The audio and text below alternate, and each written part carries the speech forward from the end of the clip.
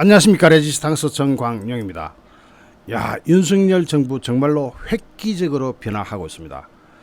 여러분 이 썸네일 보고 깜짝 놀라신 분들 계실 거예요. 정말 이래도 돼? 이러니까 제가 깜짝 놀랐으니까 여러분도 좀 놀라 주십시오.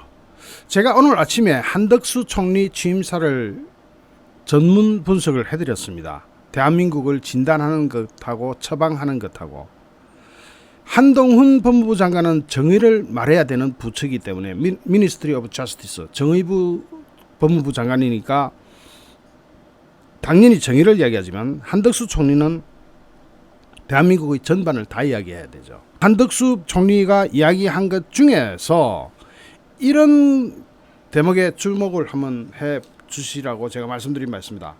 그러나 새로운 가치를 세워나가기 위해서는 혁신적인 사고와 창의적인 방식이 필요합니다.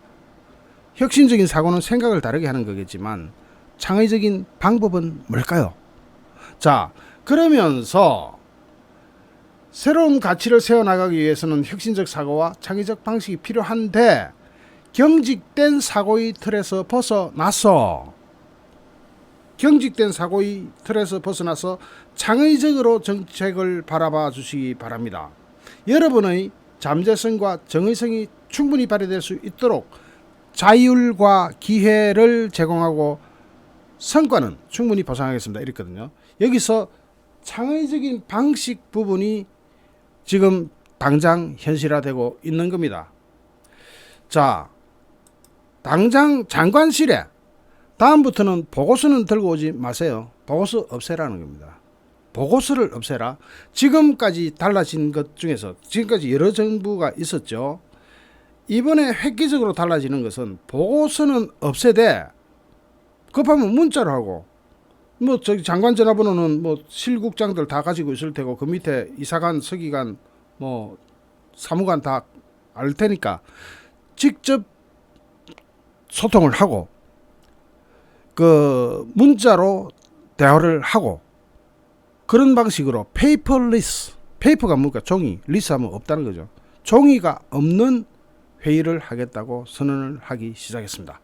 새 장관이 주재한 첫 간부 회의가 끝난 뒤에 국토교통부 실국장들은 삼삼오오 모여가지고 바로 썸네일에 있는 그 말을 합니다. 정말 그래도 되나?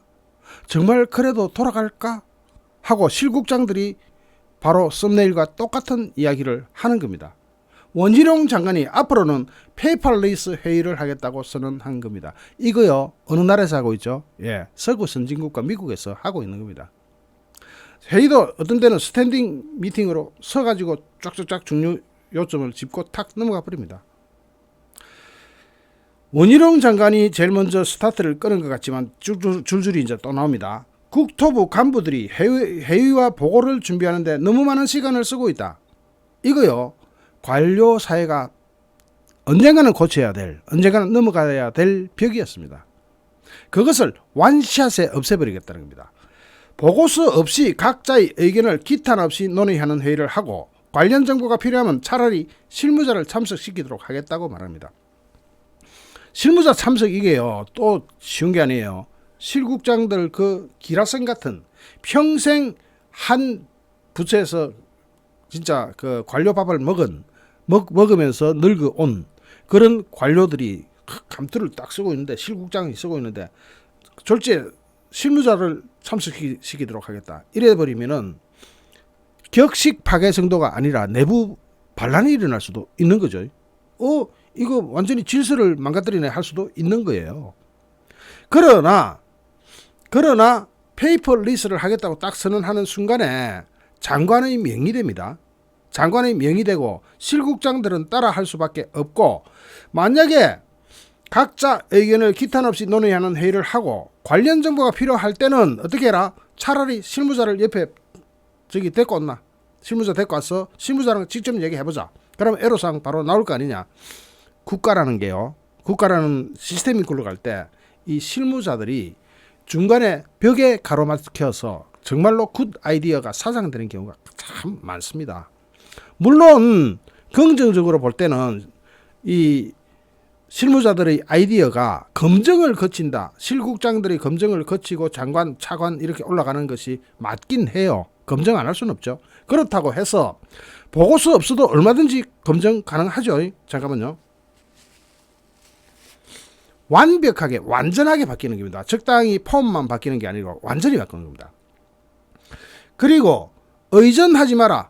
장관이니까 뭐 당장 차문 열어주고 의전하지 마라. 정부 부처 장관들이 일하는 방식을 바꾸는 실험 역시도 시작합니다. 오늘 관가에 따르면 윤석열 정부가 출범을 하면서 취임한 장관 다수가 업무 방식 및 조직 문화 혁신을 주문하고 있습니다. 조직 문화 자체를 혁신하자. 방식은 조금씩 다르지만 관통하는 메시지는 딱 하나입니다. 관례처럼 해왔던 불필요한 일을 최대한 없애라. 지금까지 우리나라 대한민국 정부가 생기고 관례처럼 해왔던 그런 형식적인 것을 싹 없애라. 대신에 생산적인 일에 집중해라. 업무 효율을 민간 기업 수준으로 끌어올리자. 아까 제가 설명할 때 뭐라 그랬어요? 가장 빠른 데는 기업, 그 다음 느린 데가 정부, 제일 느린 데가 학교 뭐 이렇게 이야기했죠. 그런데 민간 기업 수준으로 스피드를 올리고 조직 문화는 IT 기업처럼 바꾸는 게 최종 목표라는 겁니다. IT 기업 회의할 시간이 됐어요. 그냥 써가지고 그 사장한테 가서 이거 이렇게 하면 좋지 않겠습니까? 뭐 그렇게 해봐라. 뭐 이거 고쳐라. 이게 바로 그 자리에서 의사결정이 되므로 대한민국의 이 조직 문화가 이를테면 100사람이 할 수 있는 일을 5사람이 할 수도 있게 변화되는 겁니다. 이거 진작했어야 돼요. 수십 년 전에 했었어야 되는 겁니다. 원희룡 장관은 장관을 위한 의전도 최소화해라고 주문했습니다. 가능하면 외부 일정도 혼자 소화할 테니까 일하는 데 집중하라. 나 따라다니면서 뭐 의전하고 이런 거 하지 마라. 원희룡 장관은 취임식 역시도 집무실을 혼자 유튜브로 진행했습니다. 시대가 바뀌었다. 유튜브로 하면은 다 보지 않냐. 그리고 기록도 남지 않냐. 공무원들이 대강당에 모이기 위해서 자리 배정하고 이것을 준비하기 위해 드는 시간과 노력조차 아끼자는 취지입니다. 진작에 이런 정부가 나오는 것이 정말 바람직하죠. 제가 누차에 해온 게 자유우파 정부, 보수 정부는 유능하다는데 장점이 있습니다. 아주 유능해요. 추경호 부총리 겸 기획재정부 장관은 정례화된 내부 회의조차 대폭 줄이겠다고 간부들에게 선언했습니다. 회의 줄인다. 뭐 회의 많이 하면 뭐노 이거죠. 회의가 생산적일 때는 꼭 해야 되는 거지만 형식에 갇혀서 매주 주례 정례회의 이런 거 다 필요 없는 거죠 사실은. 잠깐만요. 그리고 현장 방문에 필요한 보고서도 한두 페이지로 간결하게 준비하라고 주문을 합니다. 한두 페이지면 되지 뭐 구체적인 서론, 본론, 결론, 뭐 파워포인트 만들고 그럴 필요가 없다. 그러면서 어지간한 사안은 현장에서 내가 직접 대응할 수 있으니까 불필요한 업무의 의전은 최소화하자고 당부를 했다고 합니다. 최근 기재부 직원들이 부총리와의 대화 시간에 안 해도 될 일을 너무 많이 하고 있다고 하소연하자 곧바로 이렇게 지시했다는 겁니다. 사실 그 모인 인재들이 다 행시 패스하고 이 똑똑한 인재들 아닙니까? 그 인재들이 제일 먼저 가면 카피해요. 복사. 그 말이 됩니까? 그러고 뭐 오타 체크하고 뭐 이런 거예요. 그런 거는 이제 오타 좀 있으면 어때요? 자, 이창양 산업통상자원부 장관은 장관 보고용 기사 스크랩도 만들지 마라. 기사 스크랩. 이 장관은 내가 태블릿 PC로 기사 다 보는데 100페이지 가량 되는 기사 스크랩을 만들기 위해서 새벽부터 직원들이 고생할 필요가 없다. 그건 낭비다는 거예요. 다 하지 마라. 싹. 자, 조성한 해양수산부 장관은 아예 간부회에서 업무 방식 혁신 계획을 공개적으로 밝혔습니다. 보고는 짧게 그러나 자주. 이게 핵심이에요. 보고 수시로 해라. 짧게. 그 간단하게 기자 서론 본론 이렇게 하지 말고 장관님하고 뭐 차트 꺼내가 이거 하지 마. 그 다음에 나쁜 내용일수록 더 빨리 해라. 나쁜 내용일수록 빨리 보고해라. 그래야 대응도 빨리 나가죠. 수시로 보고를 하면 그 보고를 토대로 함께 상의해서 대처하자는 취지입니다. 그러면서 조 장관은 내부 보고는 형식에 신경 쓸 필요가 없다. 내부 보고에는 오타가 있어도 전혀 신경 쓰지 않는다. 그러면서 완성된 형태의 보고서를 만들기 위해서 고민하기보다는 수시로 장관한테 문자 보내라. 장관한테 수시로 문자 보내라. 그리고 장관실을 문 톡톡 두드리고 들어가서 아무나 쑥쑥 들어가서 상의하는 문화를 만들어내자. 장관한테 그냥 온나. 그 다음에 주무관, 사무관, 과장, 국장 등 전 직원이 장관과 치열하게 토론하는 문화를 정착시키자. 중요한 거예요. 주무관과 사무관이 평상시에 장관 얼굴이나 볼 수 있습니까? 위에 과장이 있지, 국장이 있지, 뭐 실국장들, 기라성 같은 선배들이 있는데 거기에 장관이 뭐라고 하느냐면은 장관과 다 모여가지고 치열하게 토론하자. 그게 결론 내는데 훨씬 빠르죠. 보고서 만들고 어쩌고 저쩌고 하는 그런 형식적인 것에 매달리다 보면은 시기고 기회고 다 놓치고 혁신도 제대로 이루어지지 않습니다. 장관들이 약속이나 한 듯이 일하는 방식을 바꾸자고 강조하는 것은 최근 정부 부처의 에이스들이 잇따라 민간 기업으로 떠나는 등 공무원 사회 분위기가 예전 같지 않다는 우려도 작용하고 있습니다. 정말로 유능한 공무원들은 이런 조직에서 숨이 막혀서 못 살겠다 하고 나가버립니다. 지난해 이직을 위해서 취업심사를 신청한 중앙부처 공무원은 무려 831명으로 5년 전인 2016년에 549명과 비교해서 대폭 크게 늘어났습니다. 더블은 안 되지만 한 2배 가까이 늘어나고 있는 거예요. 그러면은 이렇게 유능한 인재들이 정부를 떠나가지고 기업으로 간다. 가는 거 못 말리죠. 그러나 정부가 체질 개선하고 변화해서 오히려 정부가 앞장서서 기업을 리드하거나 또는 리드는 안 한다고 해도 뒷받침을 해줄 때 뭔가 말이 되는 일을 하려 그러면 젊은 인재들이 가득 차서 활기차게 돌아가야 합니다. 그리고 갈수록 심해지는 인사 적체와 정권 교체 때마다 반복되는 보복 인사, 또 보수적인 조직 문화 등이 이 인재들을 떠나게 만드는 주된 이유입니다. 특히 젊은 공무원들 사이에서는 내가 이 여들아가 뭐하고 있는지 모르겠다 하는 하소연이 많이 나오는 실정입니다. 이 젊은 공무원들이요, 기업으로 가면은 젊은 시절에 바로바로 의사결정하고 막 초스피드로 돌아가는 기업 문화에 적응해가지고 나중에 더 훌륭한 인재가 됩니다. 국가는 그런 사람들을 놓쳐서는 안 되죠.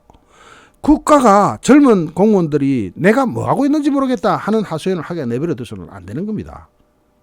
자, 장차관들을 위한 보고서를 만드는 문서작업, 과도한 의전준비 이런 거는 다 빼버려야 돼요. 사실 의미 없는 회의 참석 등등 때문에 실제로 일할 시간이 없다. 내가 여기 말하노? 일을 못하는데 일할 시간 없다. 이런 거죠. 과도한 문서작업, 이건 즉시 빼버려야 됩니다. 문서로 할 거 전화 한 통이면 되잖아요. 뭐 파워포인트 만들어 뭐 국제회의 합니까? 매일 회의하다시피 하면서 그런 거 왜 하는지 몰라. 자, 이런 젊은 공무원들의 불만이 갈수록 커지자 과거 공직 생활을 해서 불필요한 업무의 폐단을 잘 알고 있던 새 장관들이 변화를 주도하기 시작하는 겁니다. 역시 젊은 피가 수혈돼야 되는 거예요. 자, 추 부총리와 이 장관, 조 장관 등은 모두 관료로 일을 했던 경험을 가지고 있습니다. 원희룡 장관, 추 부총리처럼 국회에서 일하면서 보좌진과 실시간으로 소통했던 경험이 있던 장관들도 격식을 갖춘 지나친 보고나 지나친 의전 등에 대해서 문제의식을 갖고 있었다는 겁니다. 이게 뭐 하는 짓이냐. 이 훌륭한 인재들을 데려다 놓고 도면 시키려고 데려왔나, 복사시키려고 데려왔나. 게다가 윤석열 대통령도 격식과 의전보다는 업무 성과를 높이는 데 집중하라고 강조하고 있는 것이 또 작용을 하죠. 윤석열 대통령은 업무 방식을 더 효율적으로 바꿔라 하고 주문을 해놨습니다. 지난 11일 첫 수석비서관 회의에서는 수석비서관의 업무가 법적으로 이렇게 나눠져 있는 것이 아니다. 수석이라고 하면 부처 가림없이 막 다녀라. 이 방 저 방 다니면서 다른 분야 업무하는 사람들하고 끊임없이 소통을 해라고 지시를 한 겁니다. 다른 분야가 어디 있습니까? 다 국정인데, 국가 과제인데.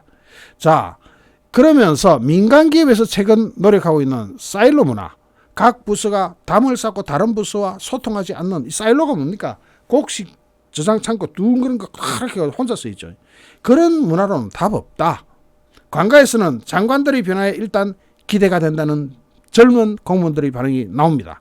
경제부처의 한 장관은 장관과 차관이 난데없이 급하지 않은 사안을 보고하라고 주문해서 해야 할 일을 못하는 경우가 많았다면서 업무 문화만 개선돼도 공무원들의 사기가 많이 오를 것이고 사실은 업무 처리량도 엄청나게 늘어날 거예요.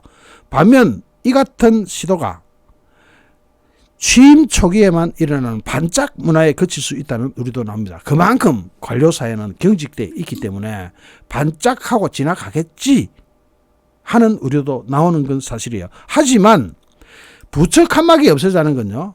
옛날에 이명박 박근혜 정부부터 부처 칸막이 없애자는 그렇게 노력해도 잘 안 됩니다.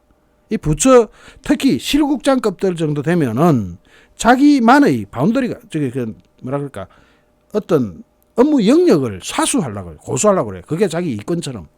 그러다 보니까 부처 간 칸막이를 다 없애고 젊은 공무원들 왔다 갔다 해도 실국장들 손에 다 맡기는 경우도 많은데 이걸 싹 털어내자 잘 될지 안 될지를 해봐야 알아요.